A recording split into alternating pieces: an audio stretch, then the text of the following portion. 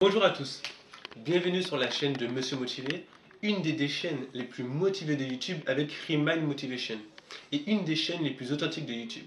Donc, lorsque j'ai créé la chaîne, j'avais dit que j'aurais essayé de faire plusieurs types de vidéos, des micro-trottoirs, des vidéos ainsi que des interviews. Donc, aujourd'hui, j'ai décidé de lancer et de faire ma première interview. Le principe est simple. Je vais inviter des personnes de mon entourage, des proches, des amis que j'apprécie et que leur pensée et leur façon de voir les choses, je la trouve vraiment intéressante. Donc je vais leur poser trois questions simples. La première question, quelle est ta plus grande leçon de vie à l'heure actuelle? La deuxième question, trois choses pour réussir dans la vie selon toi. Et la dernière question, un petit conseil pour vous les téléspectateurs qui nous regardez. Pour finir, on va finir sur une petite touche d'humour à la sauce motivée avec une petite blague ou une petite chanson et je vais leur laisser le mot de la fin. Tout ça dans le but de partager, de diffuser et de découvrir. Parce que je ne pense pas qu'il faut rester seulement dans sa façon de penser, mais il faut s'ouvrir à d'autres choses, tout simplement. Donc, j'espère que ça vous plaira et j'espère que les intervenants, ça leur plaira aussi. Et pour la première émission, je vais interviewer quelqu'un qui m'est cher, ma sœur aînée, qui a 2 ans de plus que moi, qui s'appelle Anne-Sophie, qui est étudiante aussi. Et voilà. J'avais oublié de vous préciser, mais j'ai décidé d'appeler l'émission La Motivée Family. Et comme titre, je vais tout simplement mettre le nom de la personne que je vais interviewer. Donc, comme vous avez pu le voir, ma très jolie sœur Anne-Sophie est venue me rejoindre. Donc, on va commencer l'interview directement avec la première question. Quelle est ta plus grande leçon de vie? Alors, ma plus grande leçon de vie, c'est quand j'ai vu le film 58 qui vient du verset d'Ésaïe 58. En fait, brièvement, c'est un documentaire qui explique la vie de personnes qui sont pauvres dans le monde. Et j'ai été choquée parce que j'ai vu des familles qui étaient endettées pour 400 euros, qui étaient endettées pour les parents, mais aussi parce que la dette allait pour les enfants. Donc, je trouve ça que c'est dur en fait d'être endetté de 400 euros, alors que nous, 400 euros, c'est vraiment un loyer, un mois de loyer. Et ça m'a choquée parce que je me rends compte qu'en fait, dans les pays occidentaux, on se prend la tête pour des choses qui sont vraiment futiles. Il faudrait vraiment qu'on se rende compte qu'on a de la chance d'avoir un logement, un travail, des plaisirs, une famille. Et c'est vraiment sur ça qu'il faut se focaliser et pas sur les biens matériels. Pour rebondir sur ce qu'elle a dit, j'ai regardé aussi le film 58 et franchement c'était une belle claque que j'ai prise et une belle prise de conscience pour deux choses principalement. Premièrement, comme elle a dit, on ne se rend pas assez compte des choses précieuses qu'on a dans notre vie. Et je pense que ça c'est la routine, vous voyez, la pression de la société qui nous empêche de nous rendre compte de ça. Et je ne vais pas rentrer dans les détails parce que je vais en parler dans mes prochaines vidéos, mais ces deux facteurs-là sont vraiment des facteurs qui nous empoisonnent tout simplement. Et la deuxième chose qui m'a claqué clairement, c'est le fait qu'un garçon de 10, entre 10 et 15 ans, à cette période-là, on est rempli de rêves, d'espoir, d'idées pour le... On est innocent, on est insouciant, on est à la fougue de la jeunesse. Et lui, qu'est-ce qu'il dit? Et bien clairement, il me dit, enfin il nous dit dans le film, à quoi bon avoir de rêves alors que je sais que je ne vais pas pouvoir les réaliser. Et là, tu te dis, waouh, waouh.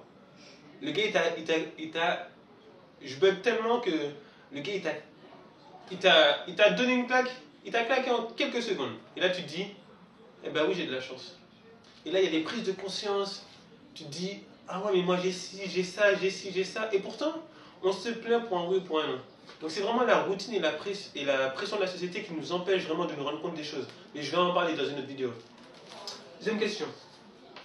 3 choses selon toi pour réussir dans la vie. Alors, la première chose, c'est avoir le respect pour toi-même, mais aussi pour les autres. Je pense que le respect, c'est la base de tout. Tu ne peux pas avancer sans respect, même au niveau professionnellement, au niveau personnellement.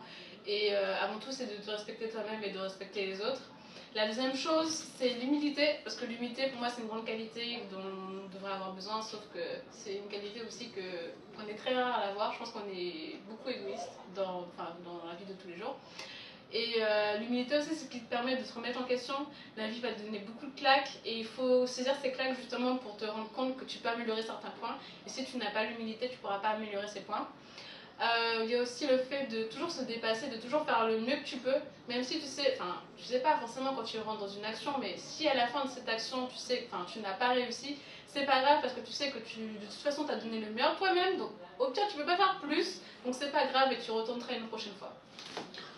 Comme elle a dit, le respect, la base de toute éducation, reçue par nos parents, ça c'est indéniable.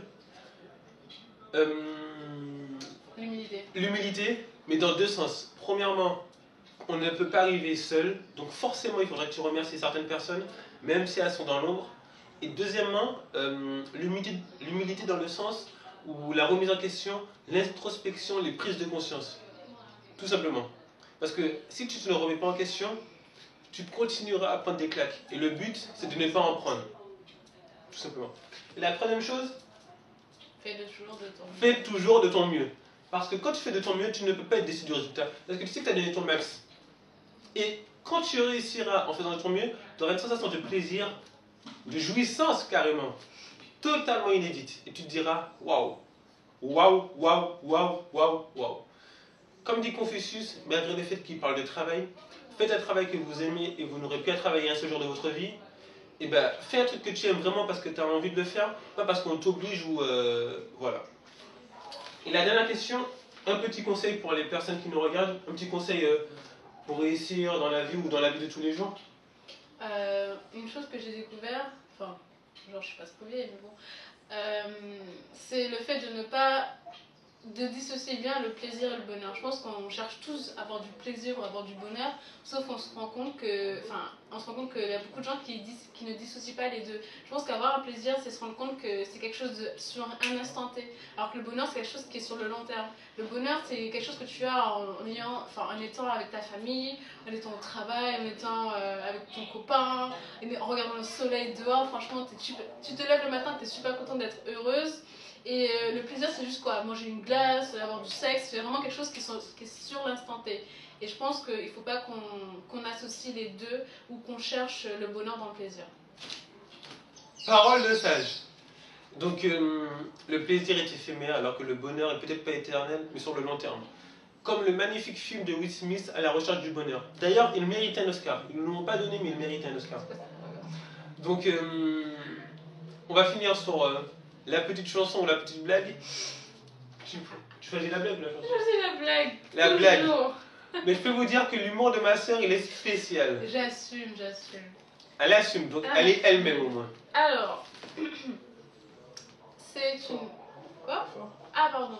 Ce sont deux amis qui sont en train de discuter. Il y en a une qui parle du fait qu'elle ne trouve pas le copain, enfin qu'elle les enchaîne et tout. Et son ami lui dit oui mais voilà il y avait un tel, il y avait un tel, il y avait un tel. Et l'autre lui dit ouais mais non ils sont pas bien. Et il y a l'autre fille qui lui dit oui mais Marc il est comment? Et la fille lui dit non mais Marc il a les dents trop blanches. Et sur le coup son ami ne comprend pas. Elle lui dit mais pourquoi? C'est quoi le problème? Et son ami lui dit bah j'aime dormir dans le noir.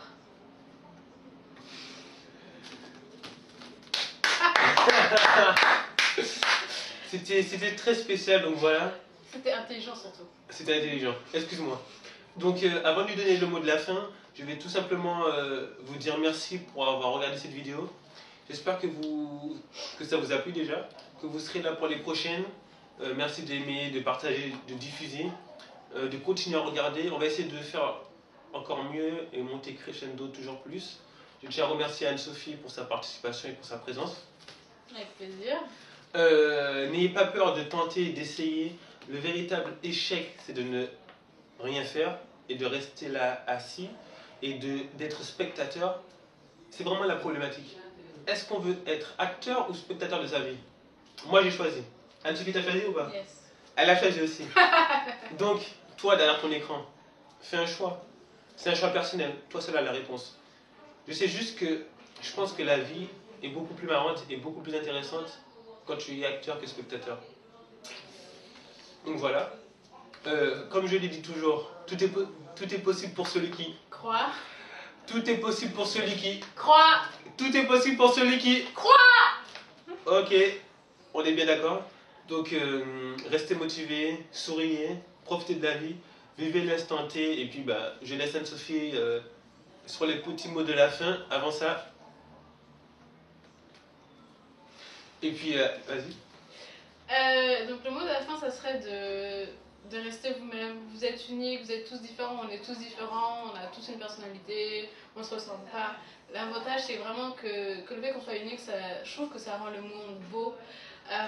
La meilleure chose que vous pouvez faire pour vous-même, c'est de vous aimer tel que vous êtes, même si parfois c'est difficile, même si parfois on sait qu'on a des faiblesses, même si parfois quand on regarde dans le miroir c'est dur. Moi aussi ça m'arrive tous les jours, mais je me rends compte que je suis belle, je suis unique. Et même si j'ai des difficultés, même si j'ai des problèmes, je vais y arriver, c'est pas impossible. Donc aimez-vous, tout simplement.